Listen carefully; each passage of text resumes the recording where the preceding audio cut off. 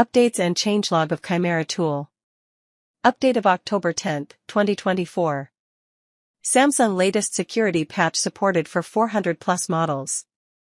Firmware support for Android 14 latest security patch. We're excited to announce that we now support an even wider range of firmware, Android 14 latest security patch and below. The following Samsung procedures are affected via ADB, CSC change for Samsung devices. Read codes for Samsung Exynos and Qualcomm devices. Network factory reset online for Japanese KDDI Samsung devices. Carrier relock for TMB/TMK Samsung devices.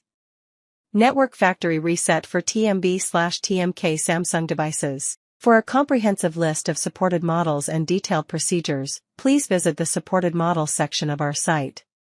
Samsung Qualcomm improvements. Further important features and fixes have been added. Remove FRP procedure fixes. Demo remove with root procedure has been improved. If a lid demo unit specific product code is detected, it will be changed to enable parts of the Android UI that were previously blocked. Although the security exploit is functioning effectively, certain phone-specific factors may interfere with the successful completion of the procedure. The solution works until the February 2024 security update. Subscribe to tomfrp YouTube channel for more videos.